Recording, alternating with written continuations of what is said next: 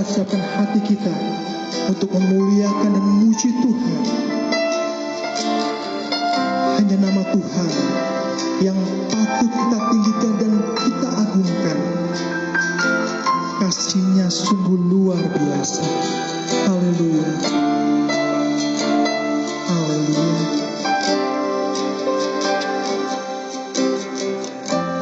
Dengan apa ku membalas kasih-Mu yang ku terima dari-Mu?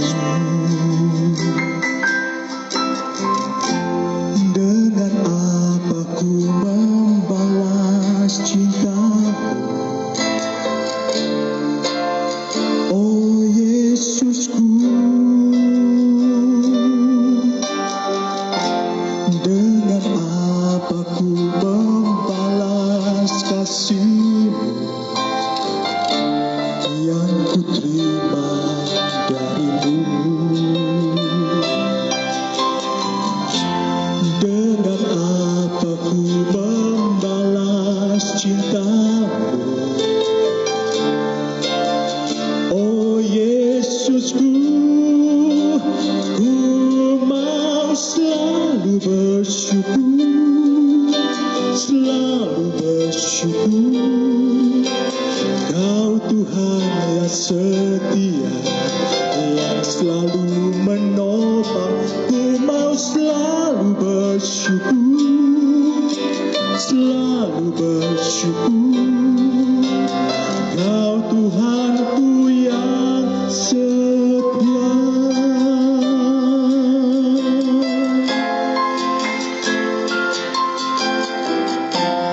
Dengan apa ku membalas kasih-Mu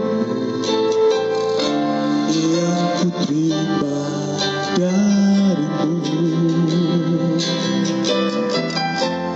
Dengan apa ku membalas cinta-Mu?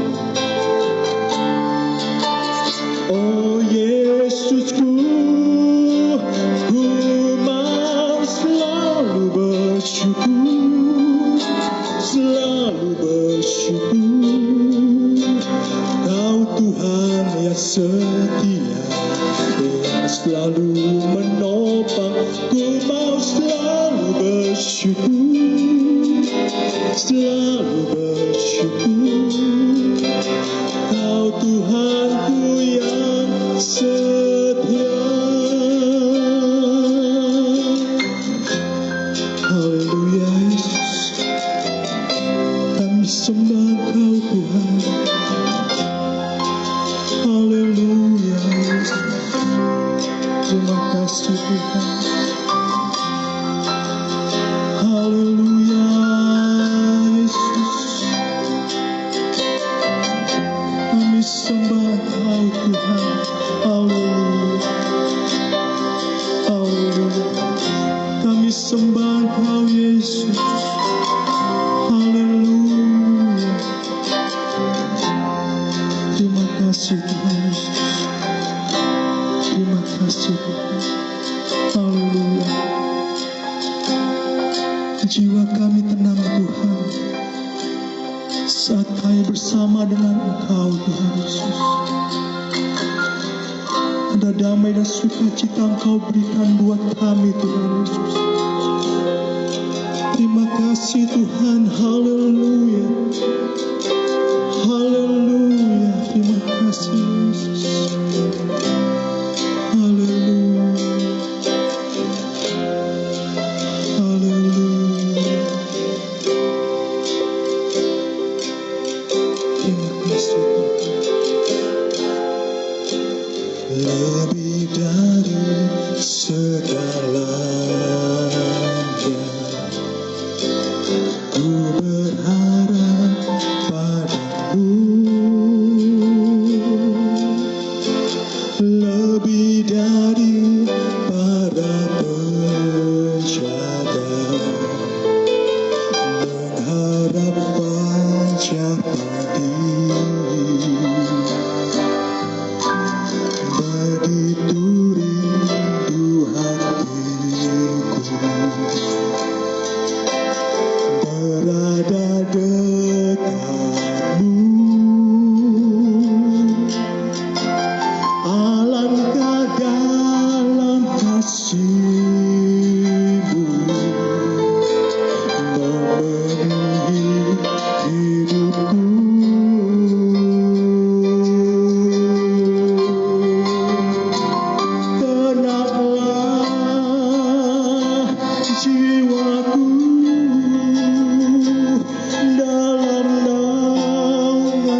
sayapmu menembus awan kelabu, pandang kemuliaan-Mu selalu ku rindu, lekat dalam hatimu, mengikuti rencana-Mu, Yesus Tuhan Rajaku.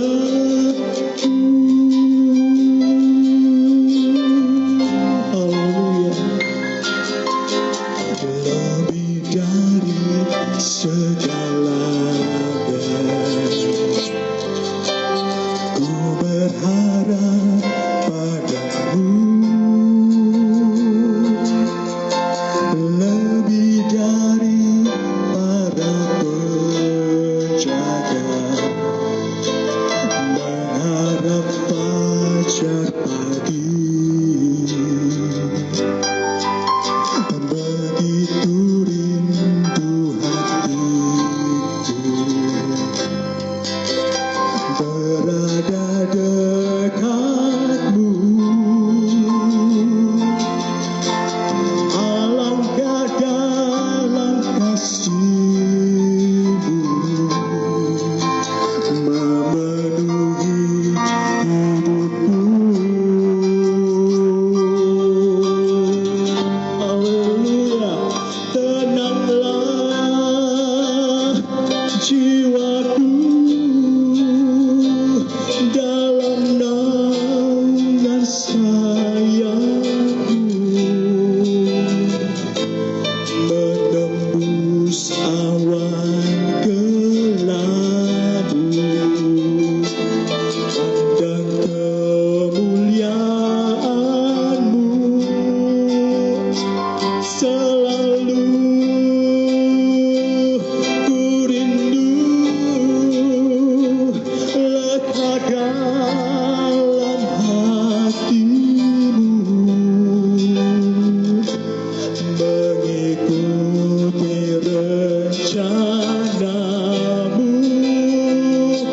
Yesus Tuhan Rajaku.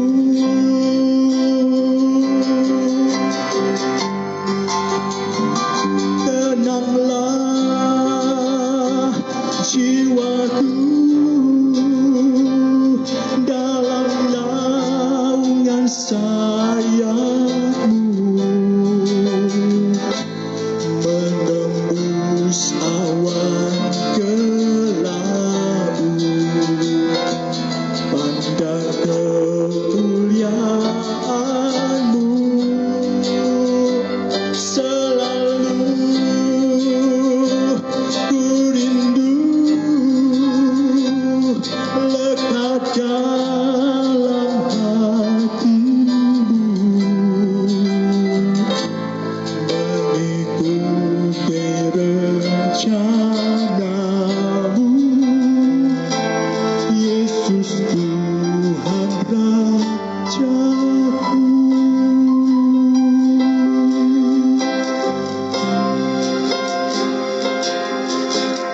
Aku berserah, aku berserah pada Yesus Juru Selamat. Aku berserah, aku berserah, aku berserah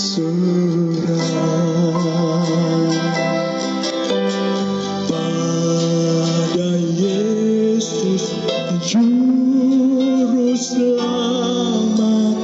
Aku berserah.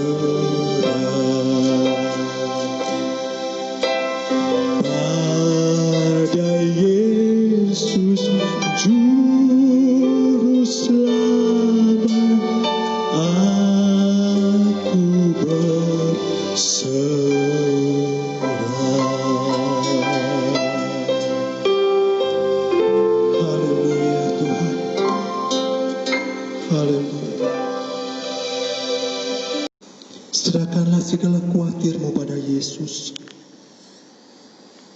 Dia akan menolongmu. Haleluya.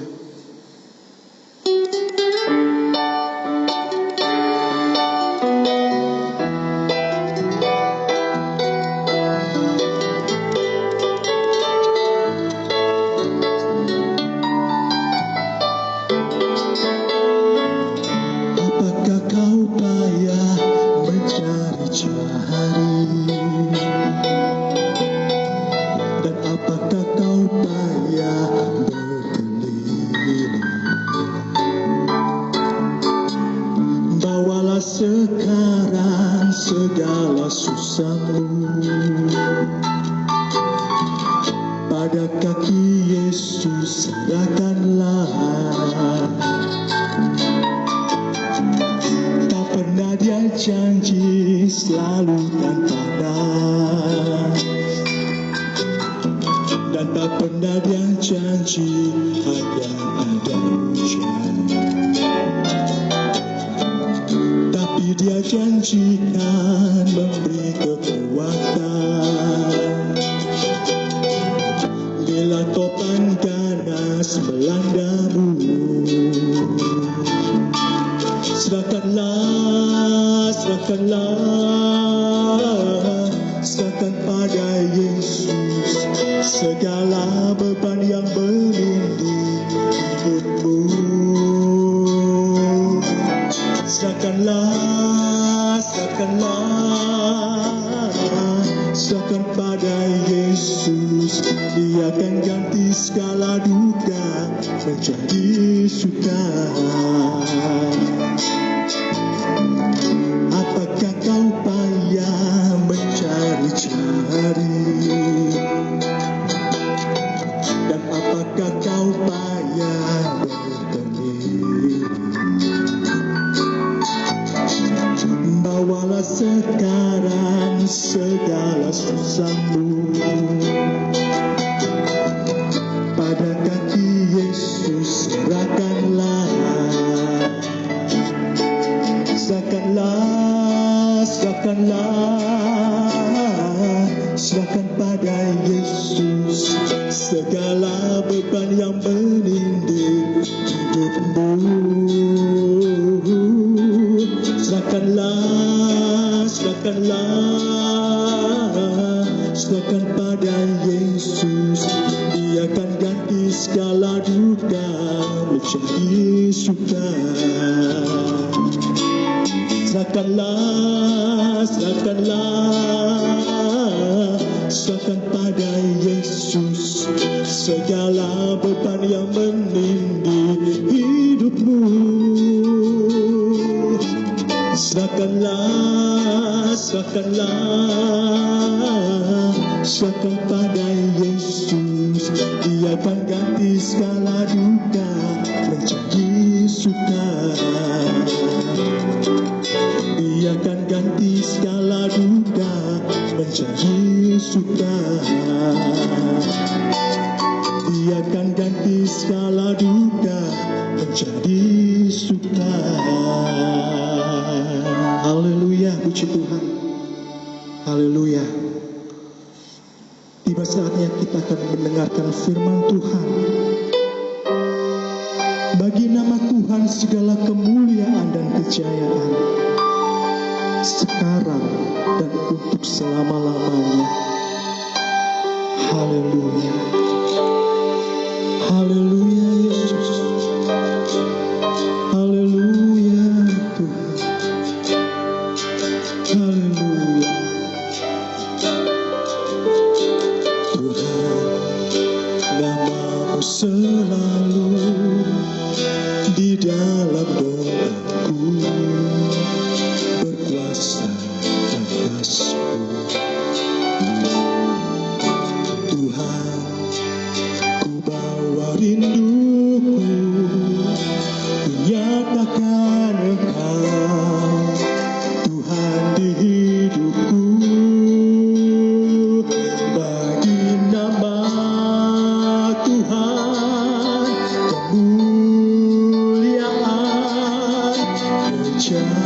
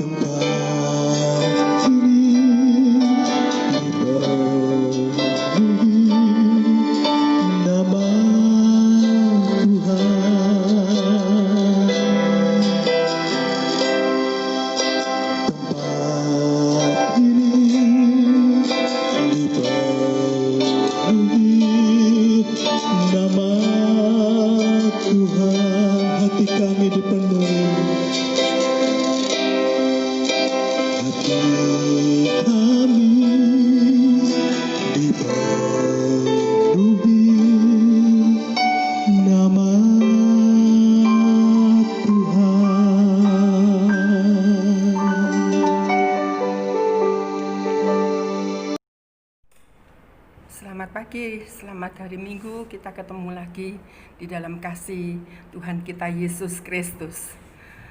Khotbah saya pada pagi hari ini dengan tema mengamat-amati Yesus. Kita akan baca di dalam Ibrani 3, pasal 3 ayat 1. Demikian bunyinya. Sebab itu, hai saudara-saudara yang kudus, yang mendapat bagian dalam panggilan sorgawi, pandanglah kepada Rasul dan Imam besar yang kita akui, yaitu Yesus. Haleluya. Di dalam kitab Ibrani ini, maka Ibrani ini memfokuskan siapakah Yesus itu. Ya, diajak untuk mengamat-amati siapakah Yesus, juru selamat saudara dan saya. Haleluya. Apakah kita mengenal dia lebih baik? Hari makin mengenal dia lebih baik. Itu sebabnya Ibrani pasal 3 ayat 1 ini dikatakan mengamat-amati Yesus sebagai rasul dan imam besar surgawi. Yesus sebagai imam besar. Dia bukan imam besar di dunia tetapi imam besar di surga. Haleluya. Dan ada satu peristiwa ketika Tuhan Yesus di atas bumi, dia menyembuhkan seorang yang sakit, yaitu seorang buta. Di dalam Markus pasal 8 ayat 22-26. Di sini kita baca bersama-sama. Mari. Kemudian tibalah Yesus dan murid-muridnya di Betsaida. Di situ orang membawa kepada Yesus seorang buta, dan mereka memohon kepadanya supaya ia menjamah dia. Yesus memegang tangan orang buta itu dan membawa dia keluar kampung. Lalu ia meludahi mata orang itu dan meletakkan tangannya di atasnya dan bertanya, "Sudahkah kau lihat sesuatu?" Orang itu memandang ke depan lalu berkata, "Aku melihat orang, sebab melihat mereka berjalan-jalan, tetapi tampaknya seperti pohon-pohon." Yesus meletakkan lagi tangannya pada mata orang itu, maka orang itu sungguh-sungguh melihat dan telah sembuh, sehingga ia dapat melihat segala sesuatu dengan jelas. Sesudah itu Yesus menyuruh dia pulang ke rumahnya dan berkata, "Jangan masuk ke kampung." Orang buta ini, proses penyembuhan Yesus 2 kali dilakukan oleh Tuhan Yesus. Apakah Tuhan Yesus tidak mampu menyembuhkan? Sedangkan kita tahu bahwa 1 kali Tuhan Yesus menumpangkan tangannya kepada orang yang sakit, maka firman Tuhan jadi. Tetapi ini seolah-olah sulit. 2 kali proses penyembuhan orang buta. Yang pertama, ketika Tuhan Yesus meludahi matanya dan menumpangkan tangannya atasnya, maka dia cuma melihat gambar samar-samar tentang pribadi Yesus. Dan kedua kali ketika Tuhan Yesus menumpangkan tangannya kembali, maka di situ barulah dia melihat Yesus dengan jelas. Saudara, ini adalah seolah-olah sulit. Setelah 2 kali Tuhan menumpangkan tangan, baru terjadilah kesembuhan. Sebenarnya tidak demikian, sebab di dalamnya ada satu pelajaran. Yang pertama, ketika Tuhan Yesus menjamah orang buta ini kemudian cuma melihat Yesus samar-samar. Dan kemudian kedua kali barulah dia mengenal Yesus dengan jelas. Saudara, mungkin pada saat kita bertobat menerima Yesus, kita masih belum mengenal Yesus secara sungguh-sungguh lebih dalam lagi. Tetapi dengan keinginan, kerinduan kita, kerinduan orang-orang yang bertobat, orang-orang yang sudah diselamatkan. Maka dengan berjalannya proses kemudian terjadilah pengenalan akan Yesus lebih sempurna lagi. Haleluya. Di sini kemudian di ayat yang ke-27 dan 29 Tuhan Yesus bertanya, apa yang manusia, orang-orang katakan tentang aku, tentang siapakah aku ini? Maka para murid menjawab bahwa ada yang mengatakan Yesus itu sebagai seorang nabi, ada sebagai Yohanes Pembaptis, ada sebagai Elia.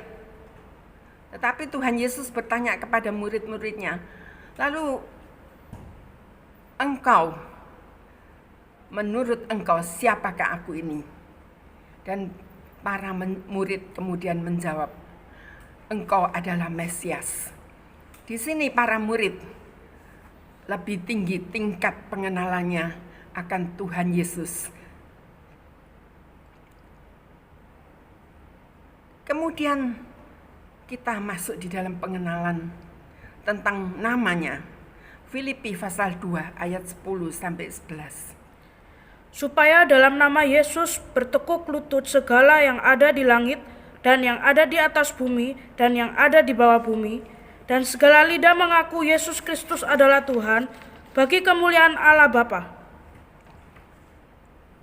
Nama Yesus ditakuti oleh setan. Ya, itulah sebabnya para katib, para orang-orang Farisi itu tidak memperbolehkan para murid memberitakan nama Tuhan Yesus. Dan nama Yesus, nama Tuhan Yesus itu adalah nama yang berkuasa. Segala kuasa tunduk, baik yang di dalam surga maupun yang ada di atas bumi maupun yang di dalam bumi, itu tunduk akan nama Tuhan Yesus. Ini sesuatu tentang Yesus, namanya yang luar biasa, ya, sangat berkuasa. Tidak saja di bumi, tidak saja di surga, tidak saja di dalam bumi, semua tunduk akan nama Tuhan Yesus Kristus. Haleluya. Mengenai darah Yesus,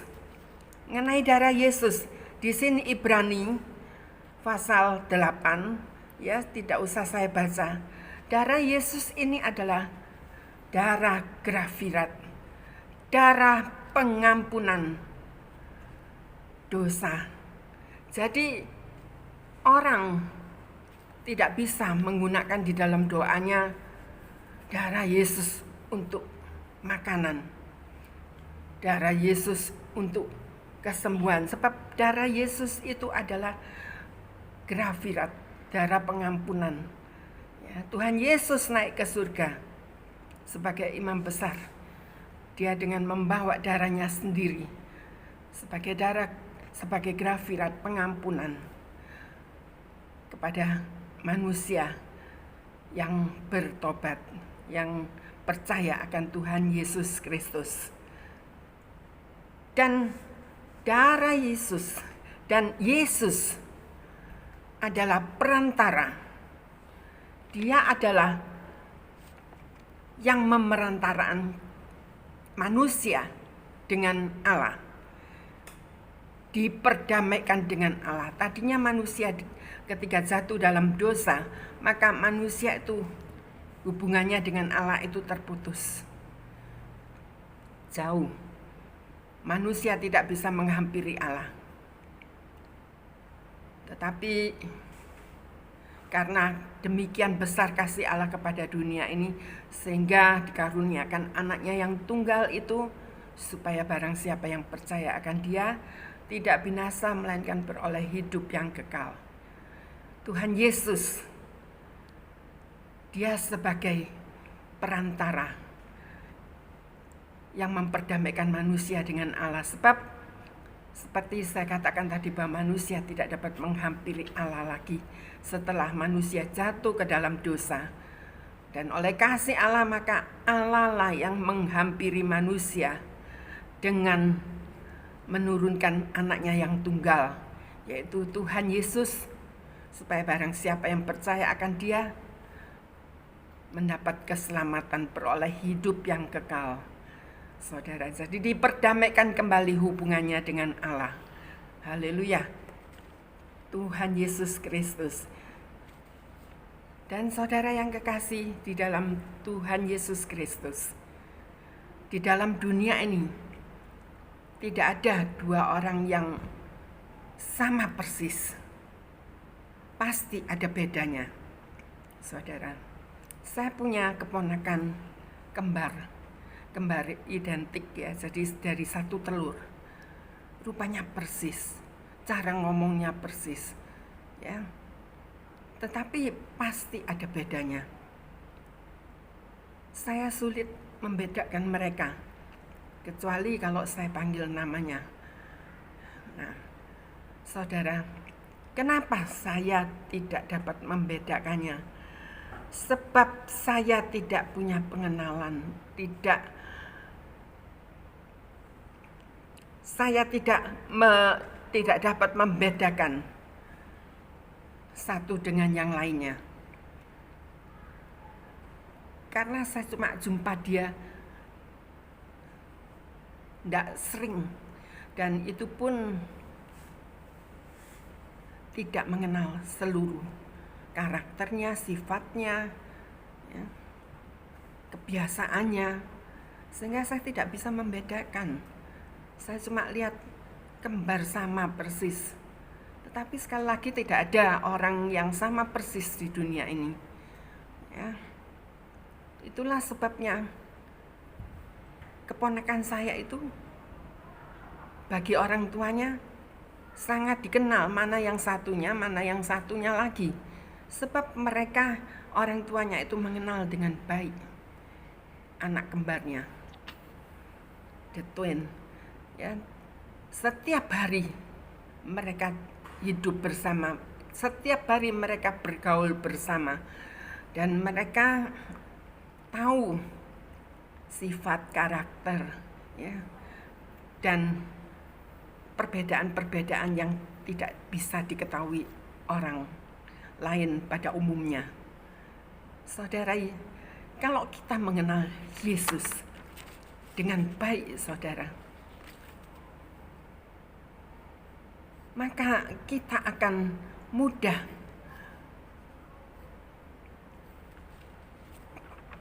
dengan perbedaan-perbedaan yang terjadi di dalam keberadaannya.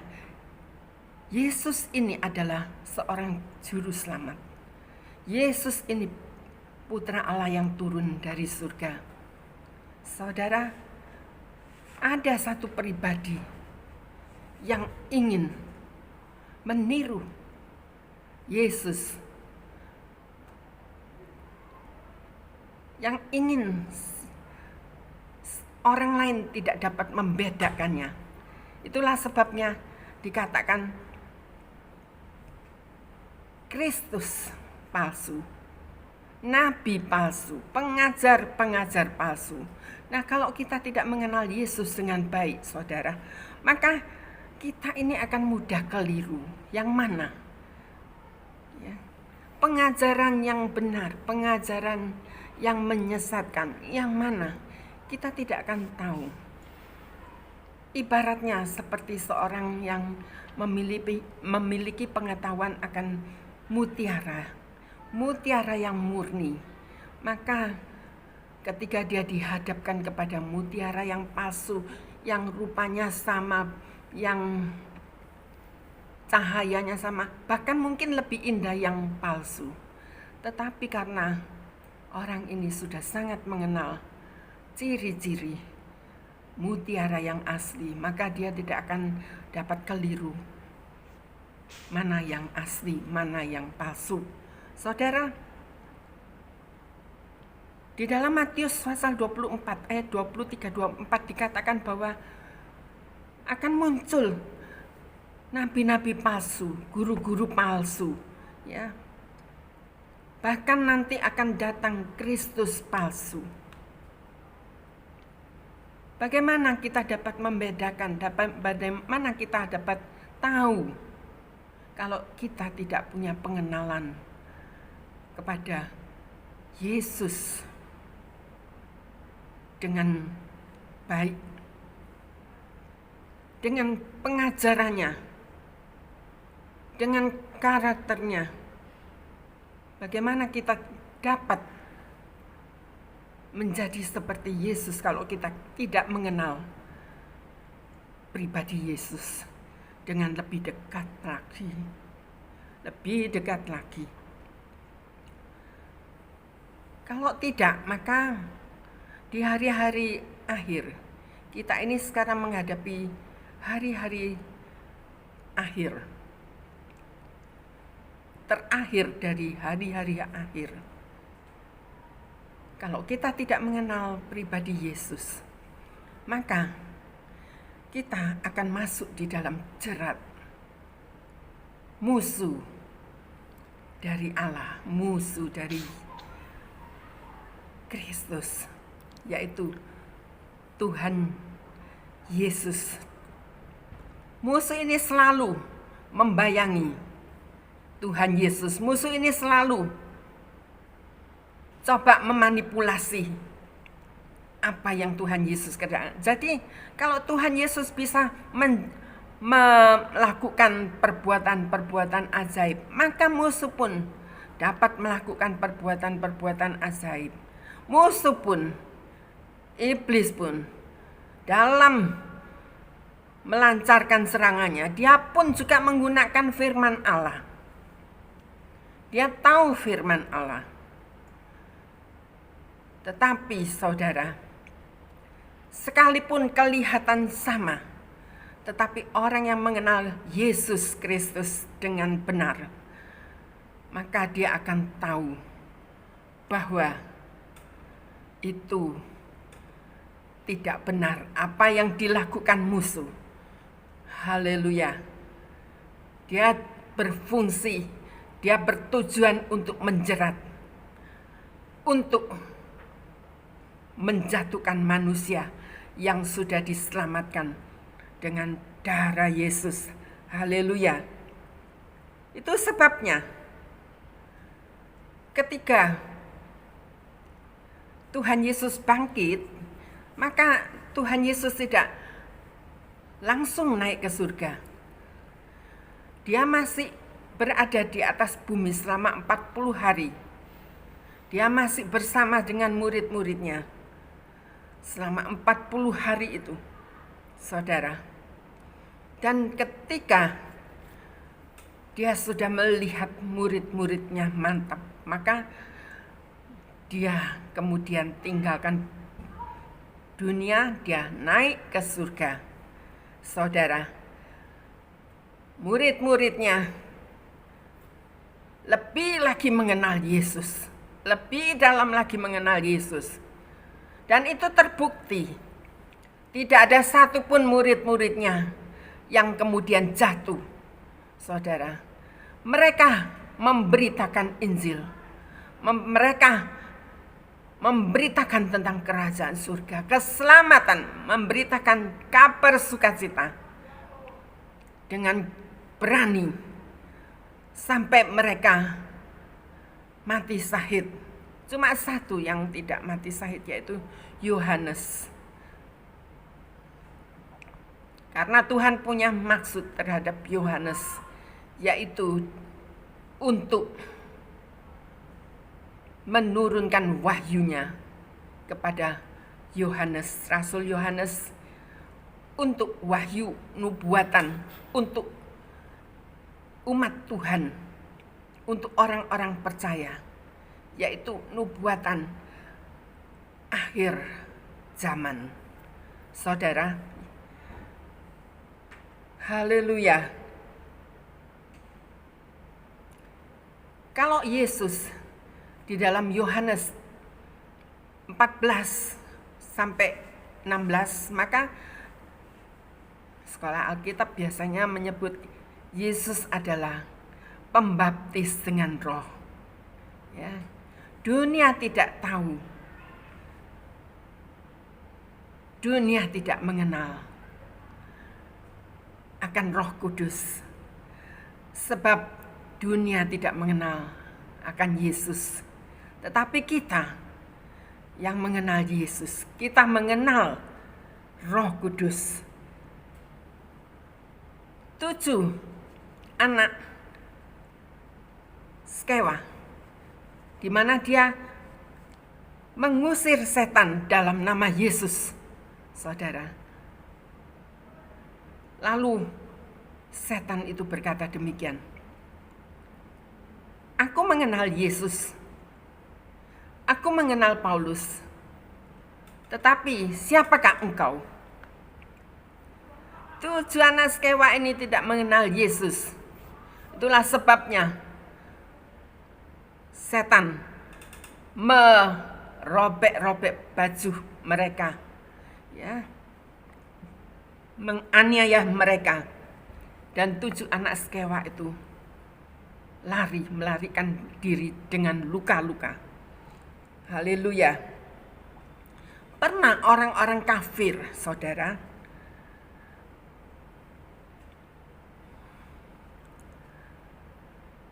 menukar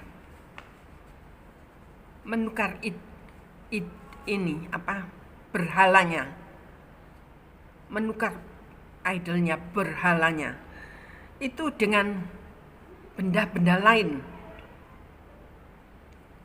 Dan apa kata Tuhan Yesus kepada bangsa Israel?